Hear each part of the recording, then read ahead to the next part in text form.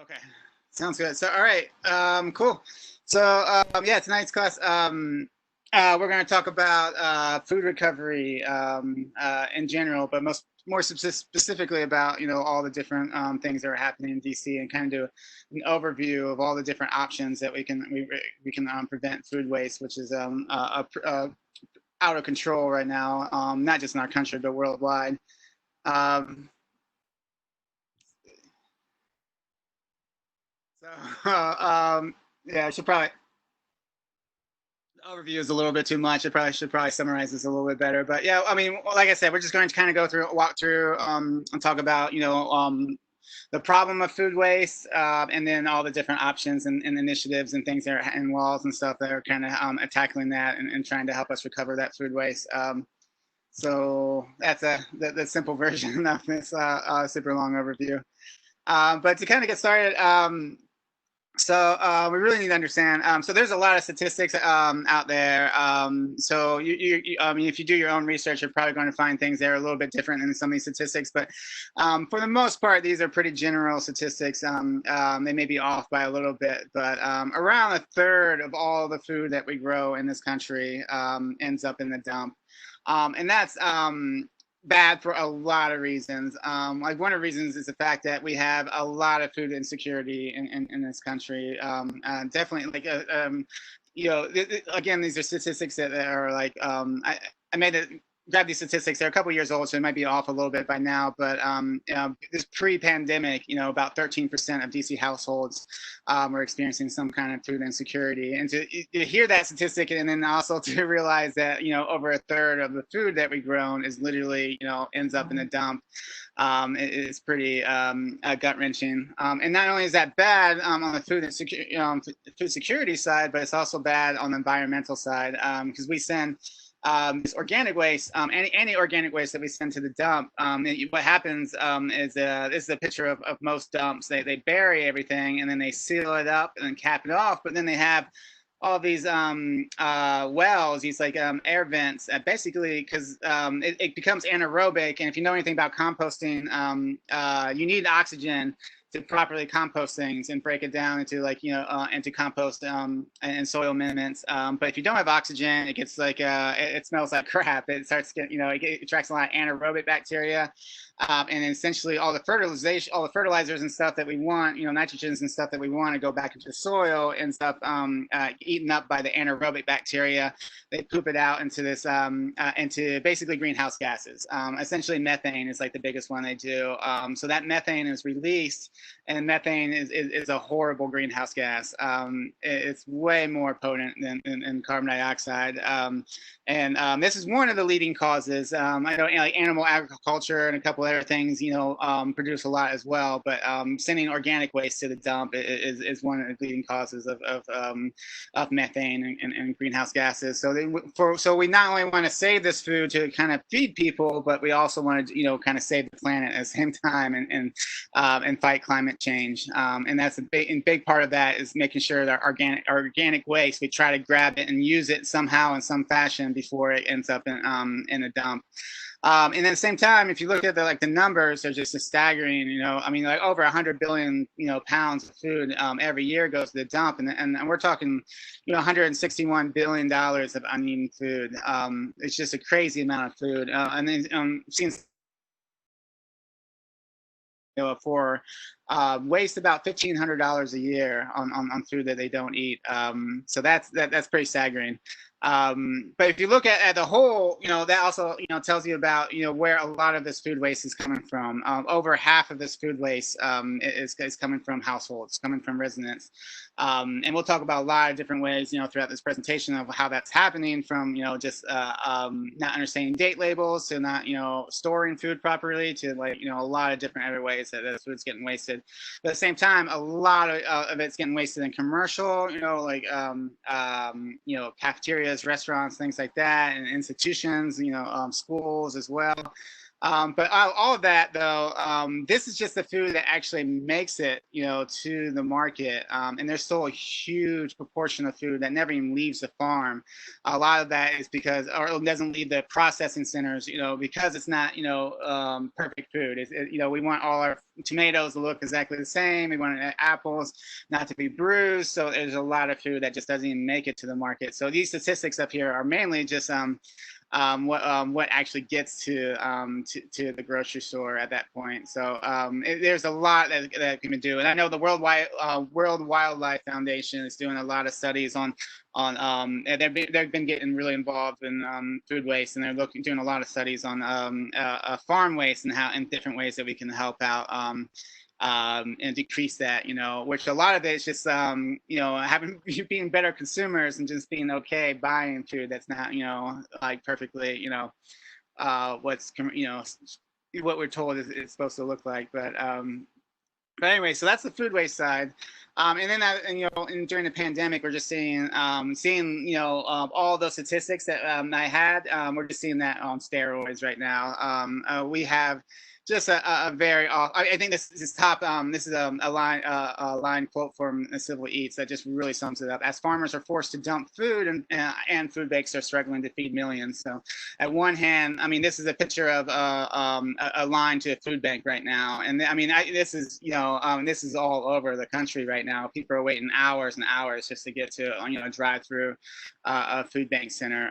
We're seeing a massive amount of food insecurity right now during this pandemic, mainly because a lot of people, are losing their jobs, or losing their incomes, and losing their, livelihoods right now. So it's pretty dire. And at the same time, we're seeing farms. So we have a whole food system that is based on that, industrial agriculture, monoculture, big farms, big, systems, that just produce a lot of food with a lot of cost to the environment, to our farmers, to our animals. But they that's the structure that we, for the most part, work under. It's this very exploitative industrial agricultural system. And at this point, but the system is relying on, tons of restaurants ordering tons of food, institutions ordering tons of food. And with everyone closing down right now for the social distancing, that's just caused a complete crisis in our industrial agricultural system. So we're seeing millions and millions of pounds of food not even leaving the farm right now. They're just tilling it back in to kind of keep the fertile, just compost next year's, crops. I mean, they're killing, millions of, I think millions is the right one, but millions of like animal, like chickens and pigs and stuff. I mean, it's just a complete collapse right now of a lot of our systems and our food systems, which really should be a wake-up call for a lot of us. To really start, seeing the importance of getting away from this industrial agriculture system and start creating more localized, farm systems. And I think that, and then because at the same hand, we're seeing the industrial agriculture kind of really suffer and really trying to figure out what to do with all this. And at the same time, we're seeing, our local farmers we're seeing an explosion of demand and need right now. It's so hard even to find a CSA that's open right now. And that's fantastic, because that's really what we need to get back to, is more of a localized food system that can respond to crises like this. I mean, none of them are destroying their crops right now. They're responding to different needs. They're so it's really important. So if you want to, I wrote down a couple things to kind of, tap into more of this local agricultural, like Local Harvest is a really great website. I'm sorry about that typo down there, but if you want to find local CSAs, local farmers markets, your local farms, and even like a lot of these local farms have way better workers' rights and animal rights, and a lot of them are regenerative agriculture, where they're actually they're 100% grass fed, and they're done in a way where it's actually in building up our soils, not depleting our soils, and it's actually sequestering carbon. So if you want to find like awesome farms like these, Casa Harvest just made this great website called Amazing Grazing, where you can find a local local, all the local directory of all the grass-fed meat and dairy in the area, and you can actually go out and check the farms out and talk to them, and then you get, a lot of them will deliver straight to your door. It does cost a little bit more, but at the same time, we need to be eating less and less meat and dairy. So this, it's a little bit of a balance, but again, though, but we also have to understand that not everyone can afford this too. So this is, this is a do what you can, don't shame people kind of situation. But if you can't afford this, this is a great system. And I know Casa Harvest is also working on a lot of meat and dairy buyers clubs for people that can't afford the more expensive grass-fed meat. So you can, a bunch of people can throw in on a whole cow, and you get and it's a much cheaper. So check out their website. I should have posted this down, but I'll type it real quick in the chat box. Casa or Harvest Casa, I think it is. It's an acronym, but it's a really fan. I mean, they are a Mid-Atlantic organization that just works on building up local agriculture. And then if you want to, we the Doug Network, DC Urban Garden Network is this resource website. It's got over 500 different urban ag and food security resources and initiatives and orgs on the website. And then we do a newsletter where we advertise all the local CSAs and different urban ag programs. So if you're looking to kind of tap into more localized food systems, definitely check out these 3 sites. So we realize that there's a crisis right now. We have for a while now realized it's been a big crisis with our food waste. I think especially in the last decade, people have really seen how bad this is. Like USDA and the EPA and all them. I've even recognized. They've even set these goals. They're trying to hopefully by I think it's 2030 they're trying to cut food waste in half across the country. But it's still, I mean, that's a big if right now. But EPA is really, they have a whole division on food waste. It's been really producing a lot of great models for us. And I really like this one that they created. It's called the EPA Food Recovery Hierarchy, because this is the idea that there's a lot of different ways to keep food from going to the dump, and some of them are better than others. But the idea is you try to do what you can where you're at. But the best way that we all should be working on this is source reduction. We all need to figure out how much we eat in the week and stop overbuying. Particularly perishables. We need to. Our institutions, caterings, like weddings and things like that. That just have so much extra food. We need to work on source reducing. Restaurants, particularly for just to make ends meet, need to be as efficient as possible. So first part is we need to just order less food.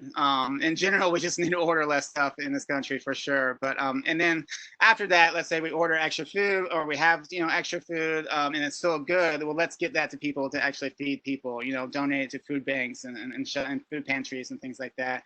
But let's say at a certain point it's not very edible. At a certain point, you left it out in the sun for too long. You could feed it to animals. You can where it's industrial uses, you can render fats and stuff and make biogases and stuff. And then and let's say the food is just no good at all. Well, let's compost it, and save the fertility of that food and put it back in our soil. And then the last part is landfill. So the idea is you try to wherever you're at, try to tap in as much as into that hierarchy. And there's been a lot of other people that kind of added a little bit to these hierarchies. The Institute for Local Self-Reliance, ILSR, they're a really amazing organization. It's a nationwide organization, but they have a branch in the DC area, and their big thing is just working on decentralized, sustainable, community involved models. So they really push for not just composting as a whole, but let's compost at our home. Let's compost in our community gardens and our compost cooperatives. Community composting first, and then send it out to a big industrial waste thing that's going to have a huge carbon footprint. So so they made their own thing that where they tried to they put in small scale decentralized thing before large scale, and they put industrial uses, composting higher up before industrial uses. So there's a lot of different takes, and none of it's perfect models, but I think it's great to just kind of get the idea that of thinking of where you fit, what you can do, where you fit at, and how you can get better and higher up on these hierarchies. Um, so so about 5 years ago, a bunch of us, a bunch of organizations in DC realized, I think a bunch of organizations went up to this Chicago conference where they were talking about food waste and just how horrible it is and how a lot of this occurs because no one's like working, everyone's in their own island and no one's working on networking and sharing resources and helping each other out. So about 5 years ago, a bunch of organizations, we got together and decided to start a working group around food recovery. So we started the DC Food Recovery Working Group, where we meet once a month. It's been a little bit crazy during the pandemic. I think we were supposed to meet tomorrow, and I think it may not be happening actually, but normally we meet once a month. And with two approaches. One is we want to kind of cross promote what everyone's doing. So we want to hear about what people are doing, different initiatives around food recovery, and try to help promote it, around everyone's networks. And we also want to work on building new citywide initiatives. So in the last 5 years, we brought in DC's first food runner program, which we'll talk a little bit more about that. But it's really awesome. It's one of the hardest part about donating food is transportation, like who's going to actually transport it. And a food runner program kind of coordinates volunteers to kind of run and donate food. So I'll talk a little bit more about this. I should actually show you a video in a little second. And then we passed the Save the Good Food Act, which I'll talk more about, but it really removes a lot of barriers around food recovery in the area. We made a lot of resources, a resource website. So if you go to dcfoodrecovery.org, we have a whole website full of different resources if you're looking for when you want to compost, and services for composting, places to donate food, ways to reduce food waste in your home. So it's so just a resource website for a bunch of different things. And we've done we've done a lot of other things that I'll talk about throughout the presentation. Well, actually, Rescue Dish, it's a really cool initiative this woman started where she basically got a bunch of restaurants for a week to come up with all these creative food recovery recipes. Like they would make ricotta cheese out of it's one place how that excess foam from lattes, they would make ricotta cheese out of it, or they make pestos out of broccoli stalks and things like that. So it's really cool. And they do food tours and stuff like that. So I think they have their own website at this point. It's kind of blown up right now. So, but the rest of these we'll talk about throughout their presentation. So to start off, just like some of the laws and liabilities and things. That's the first thing that we get. If you go to a restaurant and say, "Hey, can I recover your food?" The first thing you'll say is they usually say is, "No, I'm afraid of getting sued." And that's a big form of misunderstanding. There's in 1996, the federal government passed what's called the Bill Emerson Good Samaritan Act, and so no one has been sued ever for donating food since this bill passed. I'm not even sure people did before this bill as well, but what this does is it extends federal liability coverage to anyone donating food in good faith. I mean, if you put a bunch of razor blades in food and donate, yeah, you're going to get sued and probably arrested. But in good faith, if you pick up some food from a place and you take it to this place on intentions of donating it, yeah, you can't get sued. Even if that food gets rotten, we're going to talk about ways where, you should be very conscious about, how you're carrying, you're transporting your food and things. And we'll talk a little bit about this, but even, whatever happens, you're covered. You're completely 100% covered. No one's ever been sued for donating food. And I'm sure there's been a lot of food that's been donated that went bad. But the key part of this bill is you have to donate it to a 501c3 nonprofit or some kind of church entity that probably already has a 501c3.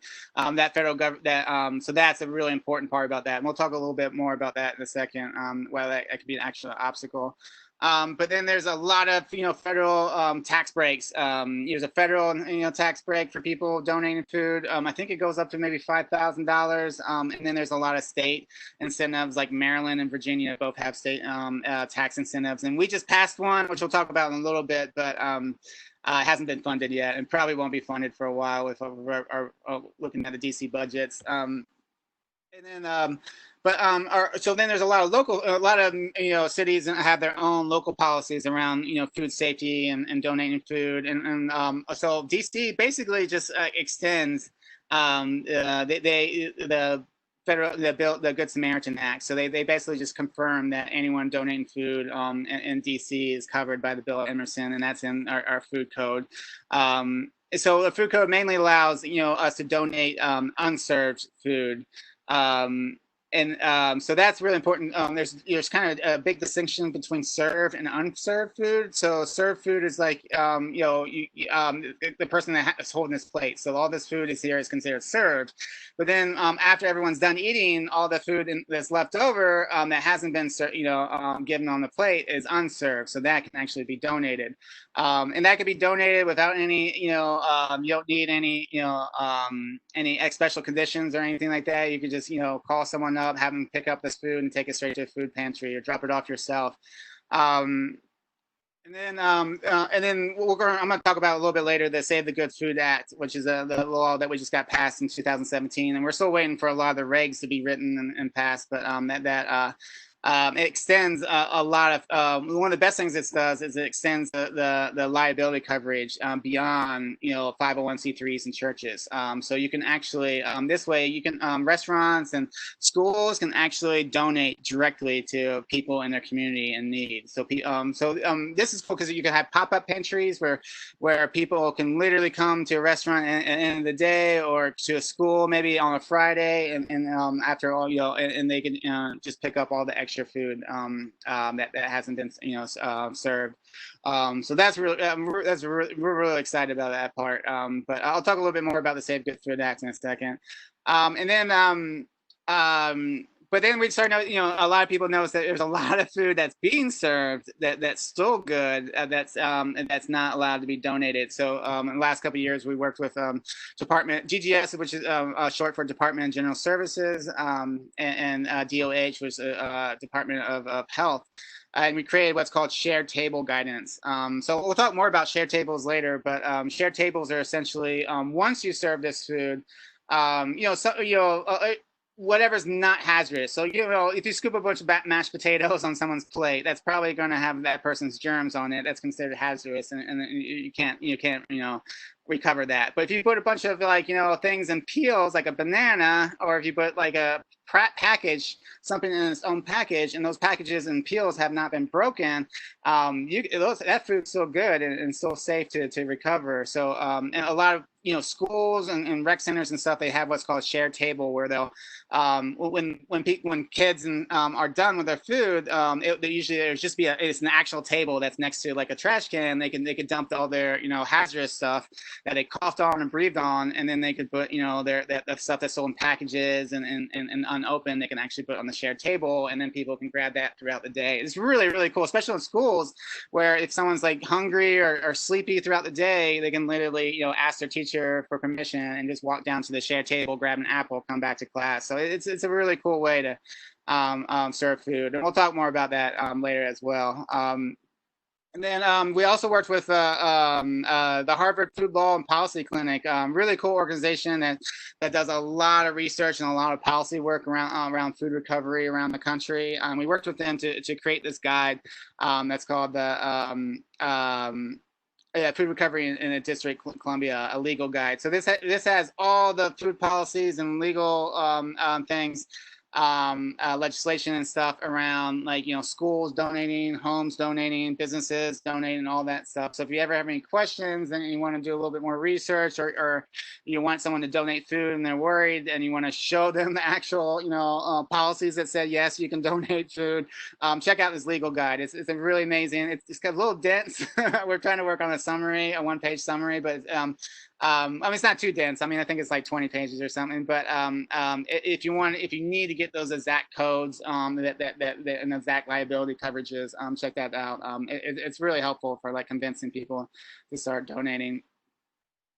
And then we usually do. I usually do an exercise at this point when I'm not on a webinar about what's served and what's unserved. But I'll just go over it really quickly. So some of the things, some of the things we can't recover at all, like broccoli, these chicken nuggets, this cookie, definitely that stuff's got to go in the trash if it's not eaten.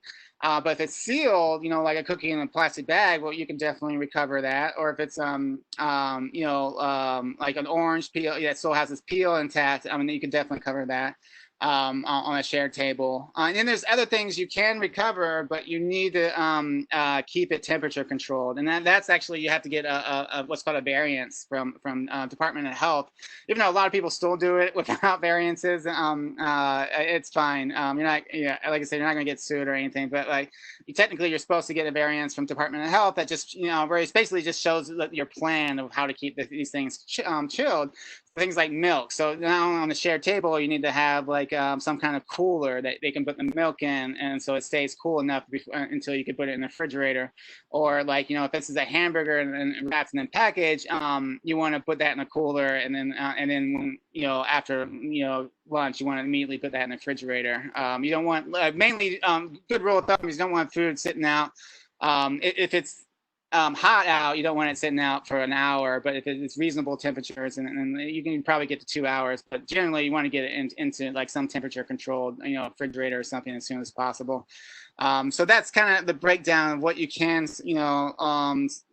save and what you can't save on shared tables. But then if you, in any of this stuff that hasn't been served, like, you got a big dish of chicken nuggets you haven't served, you can wrap that up and send that to a food pantry. It's just only once it touches someone's plate at that point, you can't take it back and donate it because someone's probably breathed on it or coughed on it or whatever. All right. So then some local legislation that's around food recovery in the last like 5 years.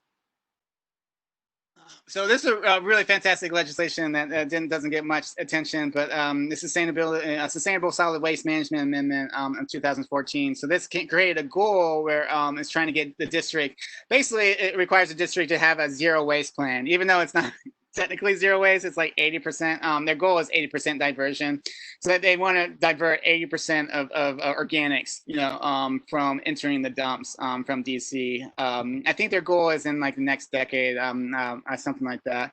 But at the same time, they created the Office of Waste Diversion in DPW, the Department of Public Works, and they're a really amazing office. If you ever seen the farmers market compost drop-offs and things like that, or zero waste DC website. These are all initiatives that they launched, and they're working on doing a large scale composting facility sometime in the next like 5-10 years. So they're working on a lot of different ways to kind of divert or organic waste. And then I've been talking about already the Save the Good, Save Good, sorry, type over there. It should be Save Good Food Amendment Act of 2017. So this act does four things. I already talked about one of them, that extends the liability coverage to individuals. So you don't need to have a 501c3 middle person, which is a huge, obstacle. Like if your food pans, if your local food bank is like, 20-minute drive away, and you're, working at a restaurant, and you don't have, an hour to give. Like, so a lot of that's why reason why a lot of restaurants will throw away their food.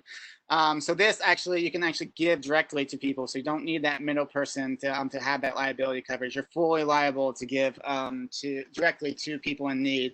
Only caveat though is we're still waiting for the regulation, so we haven't really been pushing this or been practicing this until the DOH and TPW are working on regulations. Hopefully in the next year or so, they'll have these regulations that allow all this stuff to happen. So we still have to wait for a lot of these things, but they're definitely on their way. We also provide an additional tax credit. Unfortunately, it's not funded, and hopefully it probably won't be funded for a while. But hopefully, post-pandemic, we'll get the funding for this. But the idea is with this tax credit is if you talk to food banks, like the number one food people are giving are like sheet cakes and pastries and things, which is just, it's fine to have that, as a dessert with a healthy meal. But if that's all you're giving, I mean, they're just overrun by a lot of unhealthy food.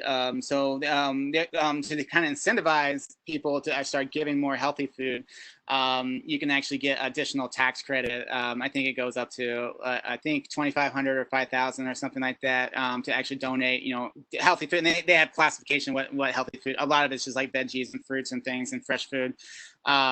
So we're waiting for that to get funded. We're waiting for the regs to be written for the liability and for these last two things as well. But it should be coming soon. That's a problem when we have these massive efforts to pass this legislation, and then you have to wait additional 3 or 4 years for the regs to pass, which is a pretty common thing, unfortunately.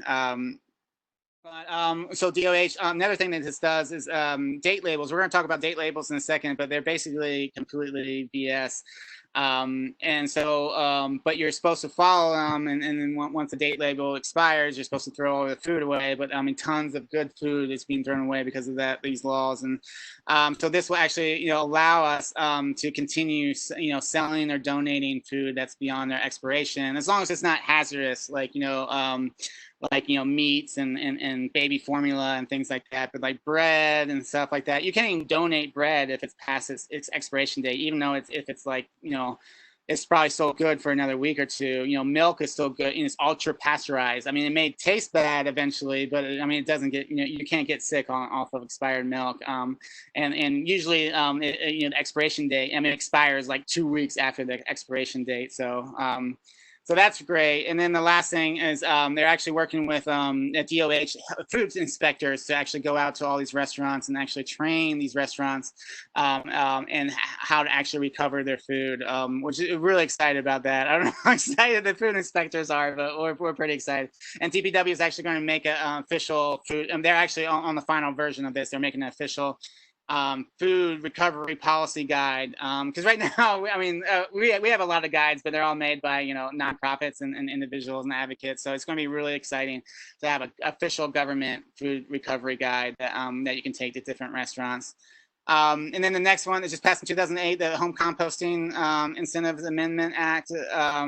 This actually gave a bunch of funding to DPW to launch a home composting program where if you take their training, which they just launched, and they just actually converted their training to webinar, and there's a huge waiting list right now. But they're going to continue doing it every year. But if you take the training, they can actually give you rebates on home composting, like tumblers and different and worm bins and things like that. So it's really, really cool. And this last one, this is a federal bill. I forget her name. I think one of the representatives, I think in Maine or it's definitely Northeast. Pingree or something like that. So she passed this. She's trying to pass this bill. The Food Date Labeling Act. It just has one universal date label for all food in the country, which we'll talk about in a second why that's important. But that's it kind of got killed with the 2016 election. Hopefully we can bring that back up after the next election, hopefully. So date labeling. So if you're ever confused by date labels, you are not the only one. Date labels are pretty crazy. It started from this idea. It started from a very legitimate idea. So in the 70s, there was this movement that we wanted to. There was a lot of maybe it was people getting sick or just not sure about safety around food and food expiring. So they wanted to get there was movement to have one federal law like the 2016 law that was proposed to cover all food. To have one standard date label on all food based on science and health. On science, like when that food, is supposed to, expire and when it starts becoming unhealthy for people. So that was a goal, but they just couldn't get the federal support. So that failed on the federal law. So that got kicked back to the states. In the states, it was about half and half. Like half of the states. Well, for the most part, the states. Let me start this over. The states, then they didn't want to deal with it, so they kicked it out to manufacturers, and they basically asked manufacturers to make up their own labels and calculate their own dates. And at that point, we started seeing this transition from date labels that were supposed to be about food safety and health to start to move to like brand protection and peak freshness and basically to the point where they instead of calculating a date when the bread starts to get moldy and you shouldn't eat it. Instead, they're looking for like that peak moment when that bread the quality starts to decline just a little bit. That's when they want you to throw away that bread and go out buy a new loaf, because they want you to always envision like their products to being the freshest as possible. And as you can imagine, that's causing a lot of food waste. And then for the most, in defense, there are some things that are very legitimate, like baby formulas and meats and dairies and stuff like that.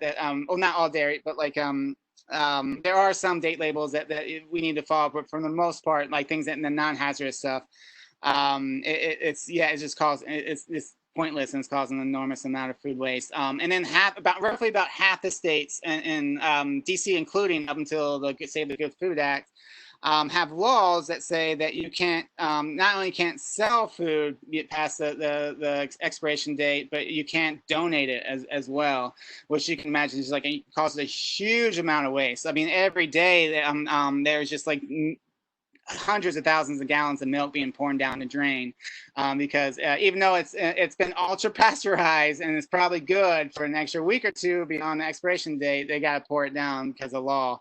They can't even just donate it as well. And that's really been, if you talk to a lot of nonprofits that run off a lot of food recovery in DC, like DC Central Kitchen, they talk about that's one of the biggest issues right now about them getting, a lot of food from grocery stores and things like that. Is it's just, they're afraid to donate it. But fortunately, we're still waiting for the regs again. But unfortunately, that should, with the Save the Good Food Act, we should be allowed to at least donate, if not sell, that food.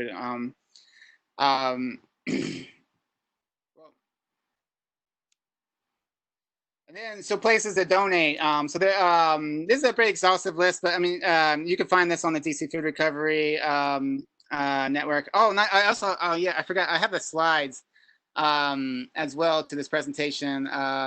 I'll post those slides at the end, unless anybody wants them earlier. But yeah, I definitely have the slides. If you remind me, they're on the Google Drive. I'll post that. So don't worry about writing all this stuff down. But and we're also recording as well. Recording isn't okay. I'm always afraid that I forgot to hit the record button, but yeah, we are recording. So if you need, so don't worry about taking notes. But we have 3 food banks in our general area: the Capital Area Food Banks, DC, Mana Food Bank, Maryland, Arlington. These are these are great sources of recovered food. But unfortunately, a lot of times they're mainly focused on large donations. Like they have a whole truck crew, but they're not going to come to your house to pick up food. They're going to come to grocery stores and things like that. But you can still drop food off. Definitely for all these sites, you want to go to their website and look at what they offer. Some places accept only canned food. Some places will accept fresh food and things like that. And then these all these like nonprofit. These are the major nonprofits in the area that also accept donated food. You can actually, we have a map of all of them in the DC Food Recovery website. And this is probably outdated, but 4 or 5 years ago, we actually called up each one of these and we wrote in the map what if they accept what they accept, like fresh food, canned food, things like that. But I would still go ahead and check their websites first before donating. So these are your good general ones, but then there's also like 400 or 500 food banks or food pantries in the greater DC area as well. A lot of these are like church kitchens and community centers and things like that. I think places that don't have websites but on those, if you want to find, if you want to get even more local, there's a great website called Aunt Bertha. It's just, I think Capital Area Food Bank either created it or they're part of it, but it's this massive website that basically any service that you could possibly need, it's like social service, like from medical help to shelters to free meals and things like that. You can go on this search engine and find the closest one to you. But you can also find food pantries, and so you can look up and try to find if maybe there's a food pantry right down the street from you in some church basement that might be even easier to donate that food than to find take it to one of these nonprofits. But then contact and communication can be a little bit tricky with food pantries, but definitely check that out if you have extra food. And then, additionally, during this pandemic, there's a lot of additional ways that a lot more ways, opportunities to donate food and to donate supplies and things like that. We actually, it's an all volunteer cooperative called the People School of DC. A bunch of us, we created this COVID resource page right when COVID broke out. It's got all different kinds of resources during COVID, but It's got this big map of like I think it's like over 300 different places to get, free meals right now. Most of them are during weekdays, though. Unfortunately, like weekends are still kind of tough to get free food. But one additional place I would check in, it's really been inspiring and impressive. All the mutual aid organizations that have just popped up all over DC. We have like a major mutual aid for each ward in DC, and we have a lot of smaller ones as well that target different populations and areas as well. So if you want to, they definitely always need food. They're looking for, they check in with all their neighbors and try to find people that need things like food or supplies. So they're constantly looking for people to kind of donate food. So if you want to check them out, and if you got extra food, you can contact them. They all have phone numbers on the site. If you go, you can see all the phone numbers, and just give them a call and see if they need your food or not. So it's a lot of different opportunities to kind of donate food right now. But like I said, some of the biggest problems is transportation. A lot of people have food to donate, but they have no way to drive the food to that place. So I would say that's probably the biggest barrier to donating food right now. So fortunately, there's a lot of organizations that have popped up to kind of fill in those transportation needs. The biggest one we're going to talk about in a second. I actually have a short video I'll show you. Food Rescue US. They used to be called Community. I've already forgotten what they're called. But that was one of the first things we did as DC Food Recovery Working Group. We knew we needed a food runner program, because if you have a food runner program, you literally can't ever say I can't donate food because I can't transport it, because we can always get somebody to come pick it up now. But we interviewed all the different kinds of food runner programs around the country, and Community Plates was the name. They're from Vermont, and they operate in 5 or 6 different cities, and they're interested in coming to DC. So we worked with them to kind of build out their network over the last couple of years, and they've been like they have an app. Basically, you sign up. If you have food, you just well, if you want to be a runner, it's really easy. You sign up, and I'll show you the email. The site manager, you have to email to sign up, and then you download their app, and then you'll get like an alert when there's like food available close by, and they'll even like chart a path, saying like here's the food, and 2 blocks away is the pantry. We just need someone to pick it up, and they'll give you instructions on how to pick it up, and you can either ignore it, or if you're free, and if you're like donating some food, you can claim it, and then you have like an hour to do the food run. And there's a lot of pre-planned food runs too that they know about, so you could sign up for food runners in advance. But it's a really amazing program, and that's just recovering an insane amount of food right now in DC. So and then there's a couple other ones that are more kind of hands-off, like Means Database is this awesome organization that just basically mapped out all the food pantries in this area. I think in a lot of different cities as well. And basically, when institutions like schools and restaurants and stuff have extra food, they'll put alerts on this, and then those alerts will go to all the local food pantries, and hopefully someone at the food pantry will come and pick it up. But they don't connect volunteers and stuff. I mean, that's the great thing about Food Rescue is they actually bring volunteers to the table to do that. It means that database is mainly working with food pantries.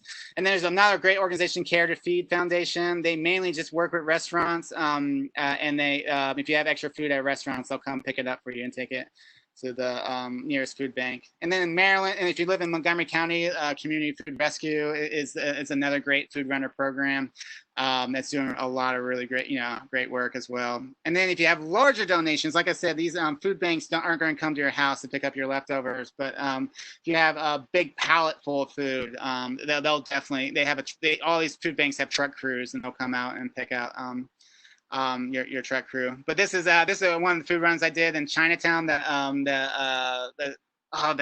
What's that, Sixth and I Synagogue has a lot of Jewish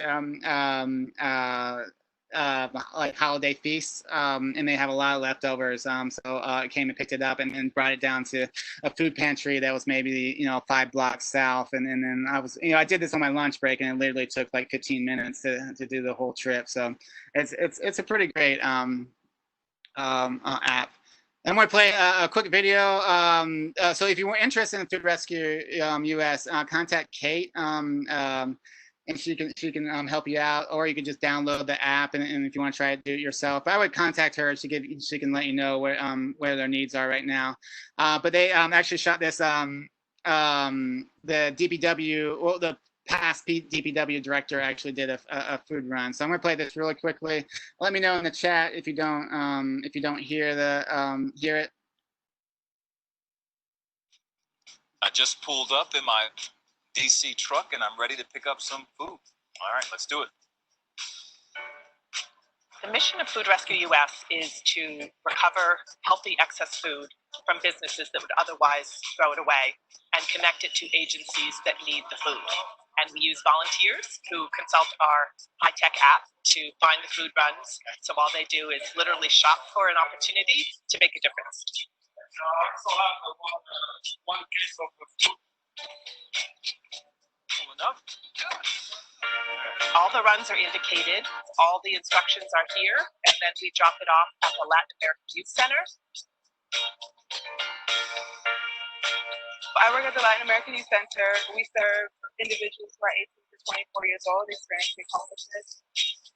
They have limited supply of food, and sometimes their only meal comes from us at the drop-in center. Thanks to Mayor Bowser's leadership here in Washington, D.C., we have a goal of diverting 80% of our waste. One of the reasons I love this program in particular is that we get to do two things: fight hunger and fight food waste.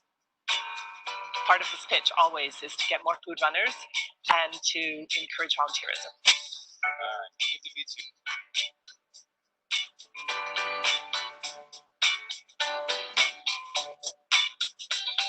All right. And they are right now. They are busier than they've ever been right now. They desperately need more food runners right now. There's so much extra food right now. A lot of these restaurants and institutions that have closed down for a while are now getting rid of all their food. And then there's a lot of people, losing their jobs and livelihoods right now that need extra food. So yeah, if you're interested, and then they got a whole, social distancing, they have a whole policies and stuff. So it's just like that video, but imagine everyone wearing masks and standing, 6 feet apart. But they are, they do take that very seriously. And then there's a lot of resources. So if you're working in businesses, there's a lot of great resources to kind of help, recover your extra food. We talked about all the food runner programs and transportation assistance programs that can help you out. This is a really cool business. It's called Last Call for Food. It's basically, I believe it's a Georgetown person that won a grant to start this.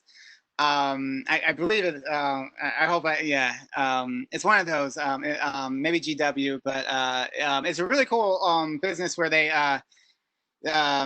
if restaurants have extra meals, a lot of times they'll prep a lot of meals, anticipation of what people are going to eat, but there's always extra meals left over that they usually throw out. So what you can do is you can actually, they'll connect, you can go on their website and buy those extra meals for like a fraction of the actual price. So you're buying these really nice, awesome, fresh, still fresh meals for a fraction that would have been thrown away for a fraction of what you normally pay. And I know you could check out their website. I know they converted a lot of their efforts to donations right now during this pandemic, but I think there's still some businesses right now that are, and a lot of these restaurants are closed down as well. But there's still a couple of them that I believe you can still buy some like really cheap, awesome meals from them. And then compost, these are the major compost businesses that if you want to, them to come up and pick your compost. Rendering services is like, so if you got a lot of extra grease, a lot of companies will come for free, and Storm Oil and Valley Proteins will come pick up your grease, and they'll take it back and they'll actually render it and process it into biodiesel. Definitely these are really great services for the area. A lot of times though, if you're a restaurant, you want to be as efficient as possible. You want to keep your overhead, you don't want food waste because that's going to eat into your overhead. So there's a lot of great apps right now. Spoil Alert, Lean Path, EPA's got some ones to kind of help businesses actually track what they're buying, what they're spending, what they're serving, what they're wasting, and it will actually it's a really great way to kind of better source reduce and try to order exactly what you need. And then lately there's been some really great guide books for restaurants, like Refed has some really great guides on food recovery. The WWF, the World Wildlife Foundation, I just put out this guide for hotels and caterers and things like that, to kind of help them reduce, because hotels, like especially like when they host events, just like, I mean, because you never want to be that, you know, caterer that runs out of food, you know, like I get it, you know, you don't want to run out of food at a wedding, but at the same time, you don't need to be like so, like the amount of extra food that they order for these events is just like, I mean, it's way overboard. So they can, a lot of these guys can kind of help you kind of better order and better prepare. So, you know, this is a really cool organization, or program, by an organization called the Food Recovery Network. So FRN, they work for colleges around the country, and they organize college students to recover all the extra food in college cafeterias. And they have like, you know, I mean, it bounces over, but they have like over 200 chapters around the country, and they recover a lot of food. But they also have this really cool program called Food Recovery Verification Program, where if you're a restaurant and you're recovering your food or composting it or doing something good with your extra food, they'll come and verify it. And if it's true, that you can actually get this, you know, they'll give you stickers and posters and stuff that you can actually put in your restaurant, with the idea that, you know, people that actually care about food waste are going to kind of support the restaurants that are actually reducing their food waste. So it's kind of turning food recovery into this responsible consumerism kind of idea.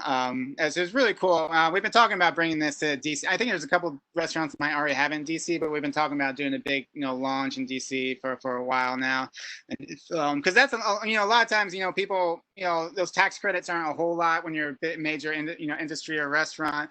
So, you know, tax credits, you know, saving the planet, all that stuff. I mean, it's great in a perfect world, but I mean, when you're running a crazy restaurant, you may not be a priority, but bringing more customers, you know, is definitely a priority. So it's a really cool program that we hope to bring to DC soon. And there's a lot of great products, though, that you can find around DC at local corner stores and grocery stores that are made from recovered food. You know, Fitz Juice, you know, recovers a lot of, like, you know, produce and fruit from farms, and then they make, you know, juices out of them. Fruit Cycle, not only do they glean fruit orchards and make apple chips, but they also they hire mainly returning citizens, and it's like a job training program. It's really cool. And then Hungry Harvest is a CSA program where they you can, you know, they you know, capture a lot of extra food from not only farms but also distribution centers. There's a lot of food waste in distribution centers, so they're not only bringing you local food produce, fruits and dairies, but you also in their CSAs you get like you get bananas and avocados and stuff that are a little bit too ripe. I mean, they're still good, you know, but they're not, you know, perfect to send to the stores, you know, that didn't come from this country, but they got, you know, they would have been thrown away at some distribution center, you know, in this country. So so CSA is a community supported agriculture. It's basically you pay the full cost of a weekly pickup of produce up front, and then you get, you know, throughout the year you get all the produce. But what's cool about this CSA is you can actually, you could just pay one at a time. You don't have to pay everything. It's a weekly subscription. You don't have to pay up front. And you can do, you know, half orders. You can do, you know, organic, inorganic, you know, all that stuff. So it's a really cool program, and then they cover basically Baltimore to DC, like that whole area they serve, from the most part, from what I understand. Then, like, schools, there's an enormous amount of food waste in schools. There's this. We were working with Martha's Table, who was recovering just milk from the School Without Walls, and they recorded how much milk they recovered, you know, in 1 year, and they put priced it out, and then it was something like $10,000 of milk they got from this school, you know, that would have been normally just like thrown down the drain or thrown away. So there is a lot, you know, but there's a lot you can do too as well, and a lot of times it just needs, like, if you're a parent or if you live close to school, it just needs like an advocate, you know. because a lot of times these schools, they're on board. They just don't want to do it, themselves. They want, they don't have the capacity. So it just needs like a parent to kind of launch a lot of these things. And like I talked to them about one of them. It's like the best thing you could do is start a shared table.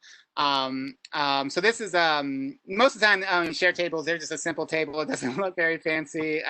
This is actually a new nonprofit called DC Food Project. Really cool organizations.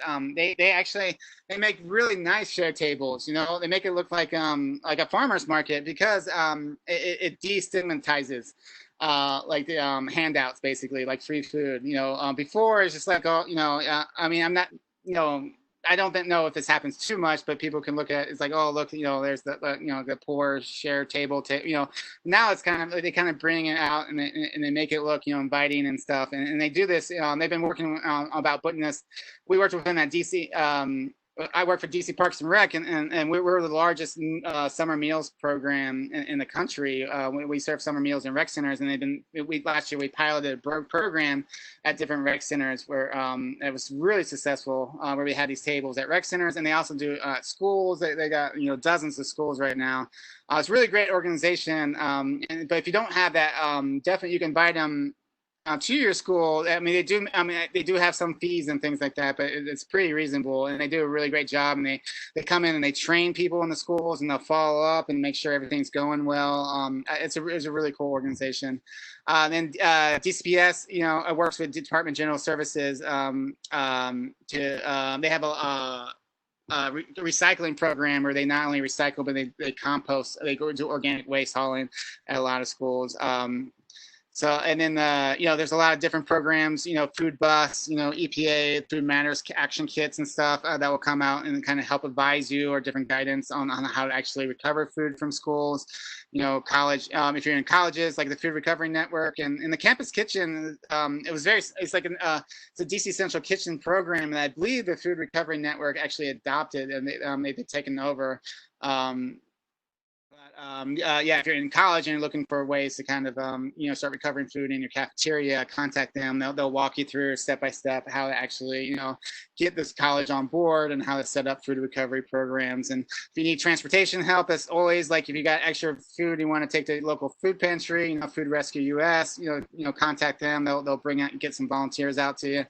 And then, like I said, we're just waiting for the regs for the liability coverage. But once they pass those regs, a lot of these schools, they can just hold on to the food that they have and literally have a pop-up pantry where people can just come and in the community and come and take leftovers, or they can send the leftovers home with kids, at the end of the day, they can have a shared table for all the leftover kitchen food and actually, let the kids take that home. So there's a lot of different things you could do with that. We're just kind of waiting for the regs right now, but and then gleaning programs. So gleaning is basically when a lot of times, a lot of farms, I mean, there's peak moments that they'll sell their food, and then outside of those peak moments, a lot of times it's just not worth their effort, to sell their food, for transportation costs and all that stuff. It's just not cost effective. So a lot of times they'll just leave a lot of extra food in the farm, and they'll till it in and compost it back into the soil as nutrients. But there's a lot of great gleaning programs that will come out, and they'll actually, with volunteers, they'll harvest all the extra food and they'll bring it back to like local food pantries and stuff. So if you're interested in doing that, it's a really fun time. All these different organizations will do that. They'll drive you out if you don't have transportation to different farms, and you can glean the farms. And then this is a whole Magnet Mid-Atlantic Gleaning Network. Is a whole network throughout Mid-Atlantic that organizes a lot of gleaning. And also, if you need a lot of extra food as well, you can contact them, these organizations, and when they do a lot of gleaning, they can drop off. I know the Mid-Atlantic Gleaning Network, there's a person in one of our rec centers that coordinates with them, and like once a week they get like a pallet full of like vegetables and stuff that she distributes throughout the community.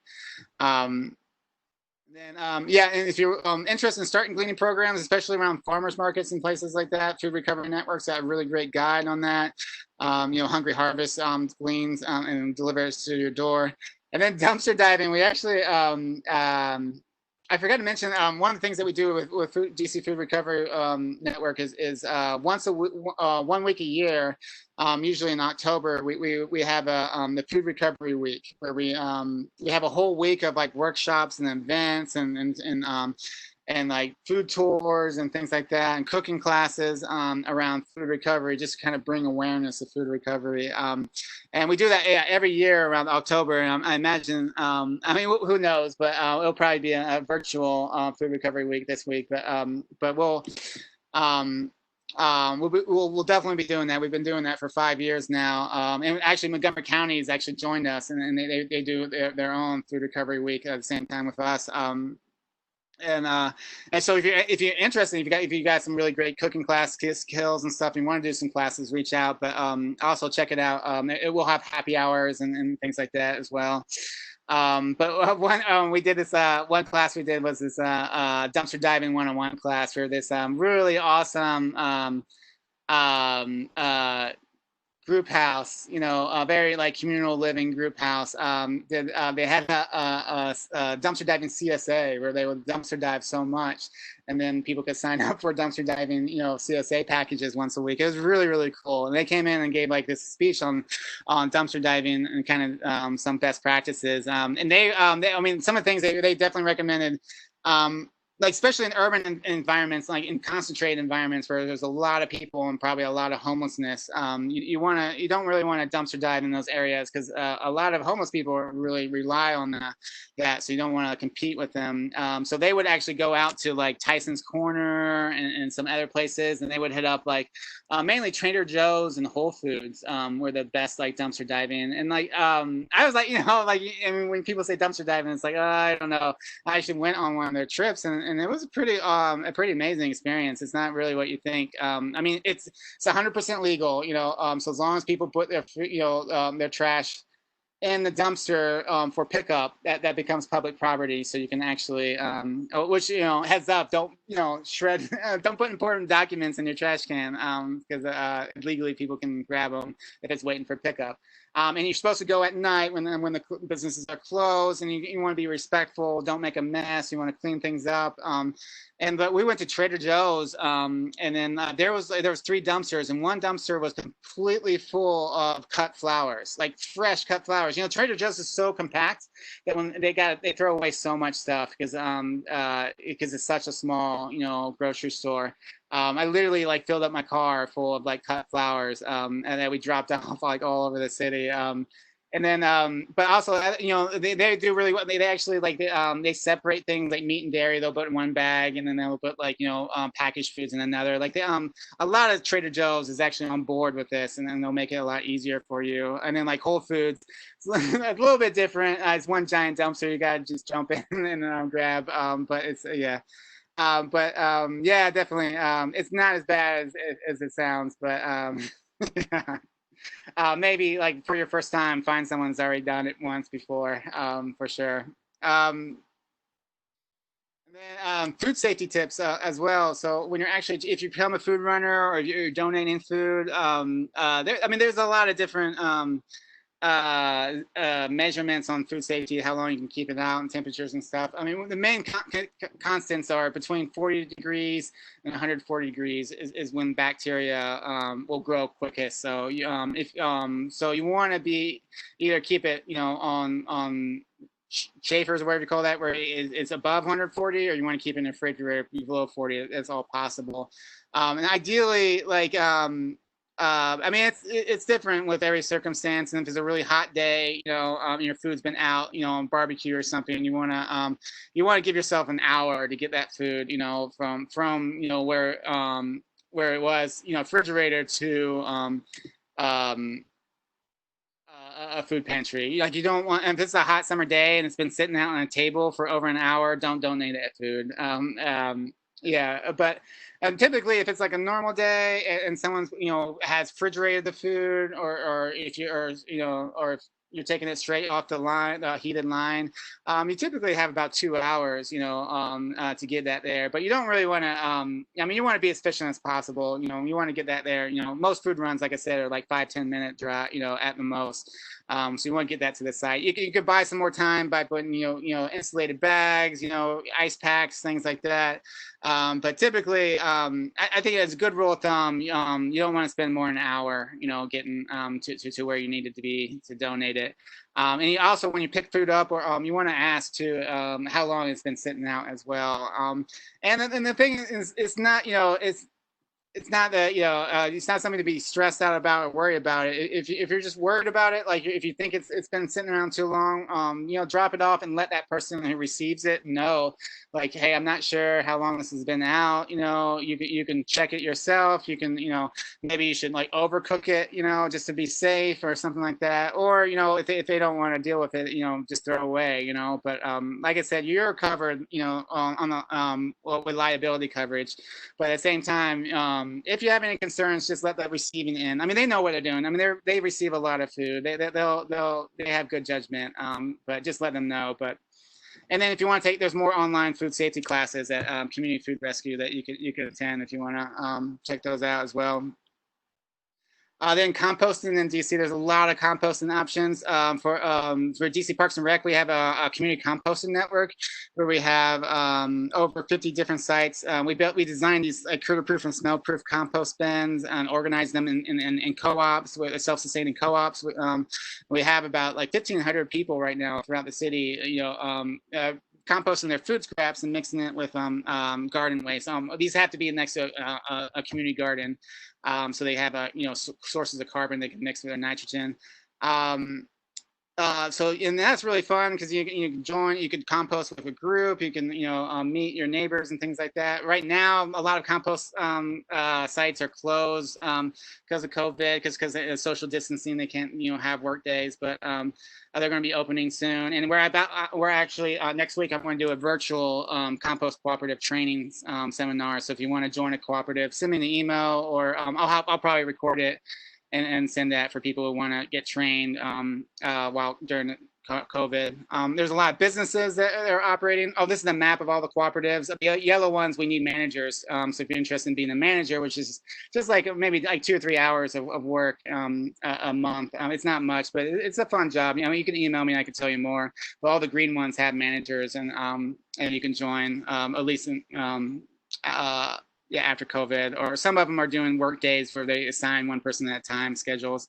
And then DPW, Department of Public Works, they have a really great farmers market drop-off program. It's free. You can just bring your compost down there and drop it off.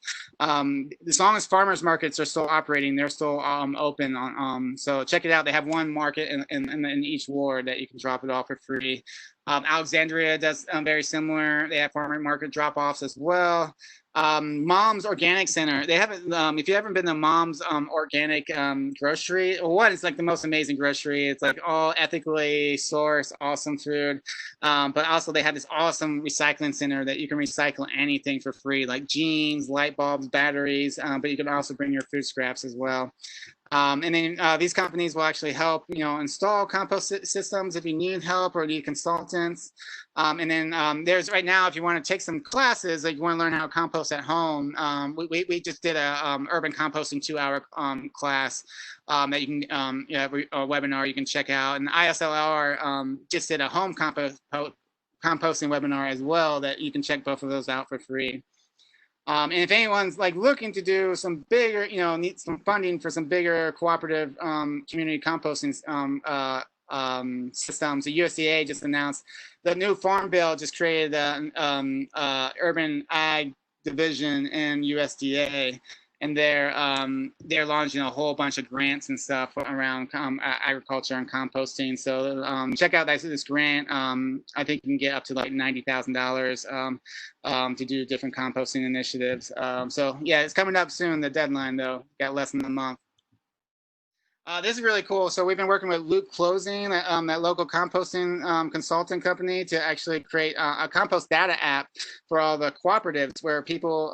The idea is it's a Google Suits. You can pull up Google Docs or whatever in your phone, and you can weigh your compost when you drop it off. You put the data in there, and we can actually track how much how many pounds you composted per person, which sites are composting the most. We can actually turn it into contests and have prizes and stuff. And we're really excited about that. We launched the pilot phase last year, and we were about to launch the second pilot where we were going to get everyone on board, but then our funds got frozen because of COVID. So, but that's going to be the first thing that I'm going to fund as soon as our funds come back. But so we have a couple of sites that are doing it right now, but most of our sites are not, and we still need to tweak a lot of things. So we're just kind of waiting for our funds to come back. But really excited about this program. And then there's a lot of great apps out there, like Ample Harvest. If you're a gardener and you're looking for, they connect gardeners that have extra produce with local food pantries.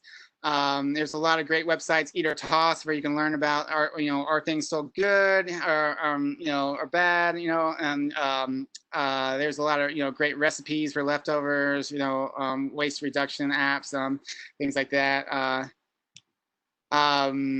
So this is the ultimate goal, is to actually get an organic waste ban. So Massachusetts did this, where basically it says any business that's like producing X amount of organic waste, it's got to be a lot. It's not households. I mean, it's got to be a lot of waste.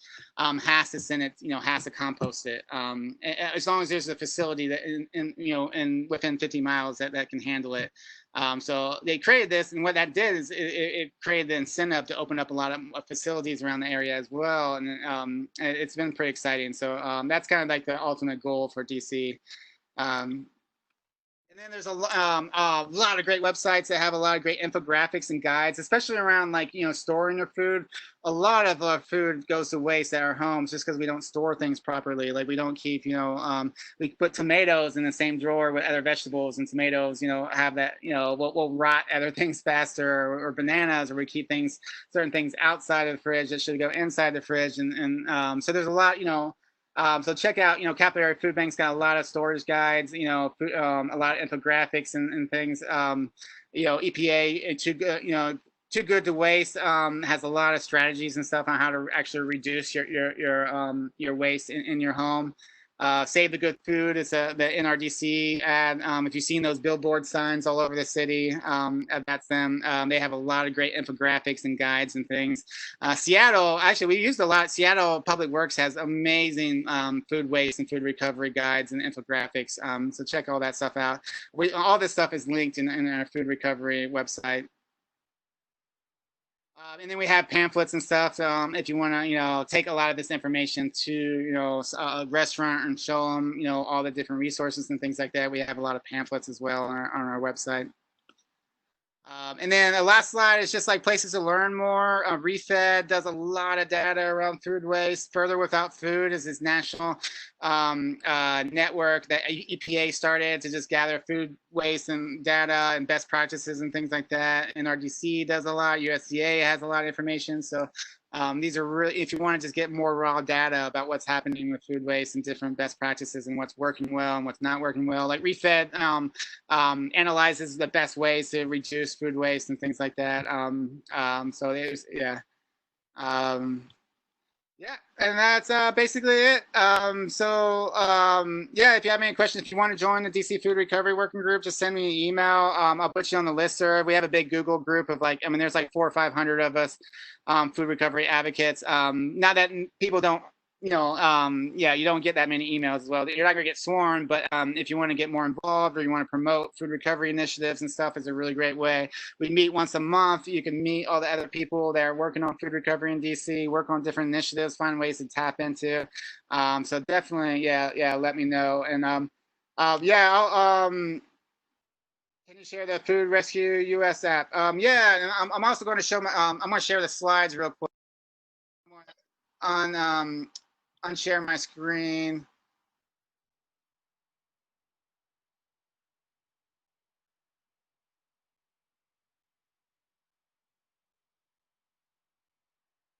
And then you can find the PowerPoint at this Google Doc if you want to download that. well, you can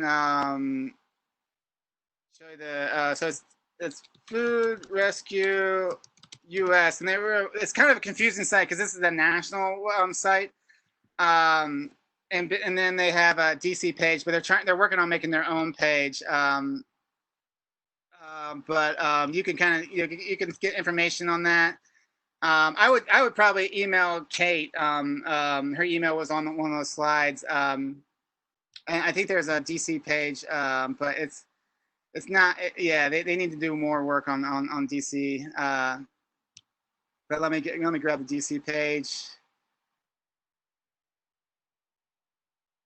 I think their Facebook. I think they have a Facebook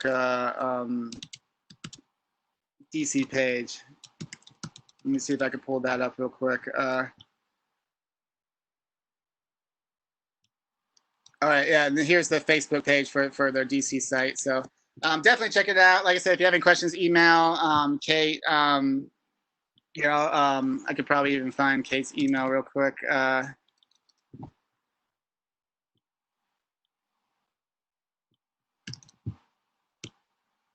we go. So, and send Kate or the DC site director, send her an email. Yeah, she is desperate right now for. She's got so much food to recover and not enough volunteers.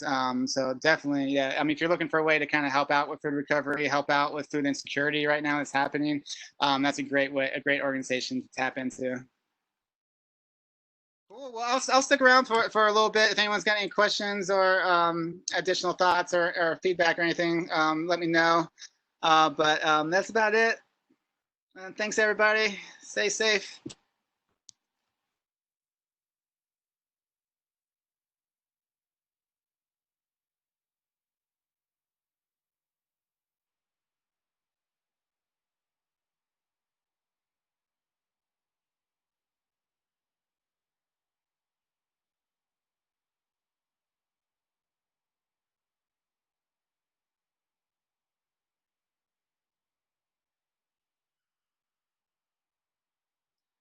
Cool. Looks good. Thank you all for the good comments. Yeah, it looks like no one's got any final questions. So I'm going to go ahead and shut this down. But everyone be safe and be well. And I'll see you all soon.